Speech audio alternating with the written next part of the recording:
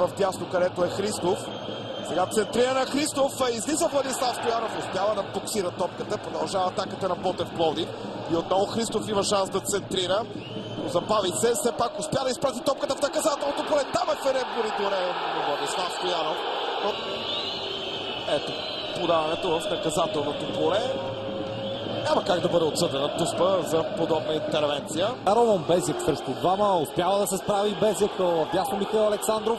Възможност за Лудогорец, не успява да засече Марселиньо, но Върджил Мисиджан продължава нападението. Удар на Мисиджан, спасяване на Станковяки. Ето, че в началото на 16-та минута ставаме свидетели на първото чисто голово положение. Шпиньо. Ето го и центрирането. Удар с глава. Топката рикошира в градата, но имаше високо вдигнат флаг за засада. От тази камера ми се струва, че на една линия бяха Терзиев и последния в отбраната на Ботев Пловдив, които са най-верните привърженици на пловдивчани. Започна Заря. Изобщо уникална атмосфера тук. Сега обаче удари 1-0. Лудогорец повежда в резултата. Роман Безек разстреля буквално тупо Радам Стаховяк в момент, в който объркане изглеждаше отбраната на Ботев Пловдив. Дали стреснати от фойерверките не знам, но статични бяха 7-8 футболисти в жълто-черно, а намерили от дроп топката Роман Безек. Хвърля в екстаз феновете на Лудогорец. 58 минута Безек бележи изключително важен гол. 1-0 в полза на Лудогорец. В момента, в който започна зарята на феновете на Ботев Пловдив, Лудогорец успява да поведе в резултата. Роман Безек с поредния си важен гол за Лудогорец, но тук трябва да кажем, че и отбраната на Ботев не действа добре. Вижте лошото избиване на Феребори Доре. След това, ако не се лъжа, Лукин игра с топката и я сервира на Роман Безек, който нямаше как да пропусне в общи линии от тази ситуация. Ботев Лудогорец 0-1, от тук матчът ще стане още по-интересен. Бъдете сигурни в това.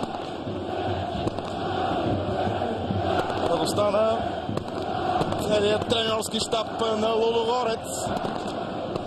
А пък Ботев ще трябва малко да промени играта си, да погледне по-офанзивно, ако иска трофея да бъде във витрината на канарчетата. Мариан Огнянов към Спрокел. Минев. Че днешния двубой много привърженици и на Ботев, и на Лудогорец пропътуваха разстоянието до Бургаса. Виждате за какво става въпрос в момента. Истинска латино атмосфера. И ако този пожар не бъде овладян, може да стане някой нелеп инцидент. Надяваме се да не се стига, разбира се, до това. Установката. Работа доста и за полицията се отваря. Налага се на Веселин Минев. Аз не мога да разбера защо Веселин Минев, а не полицията в този момент трябва да спре този привърженик.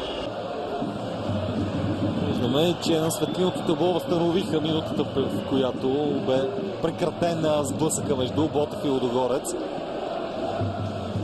Хубав авантаж. Сега възможността за Минев. Той финтира удар с десния крак. Безек сега. Фабио Шпиньо. Ето го и подаването. Опита да изненада. Нямаше човек там на Ботев на първа града. Ето.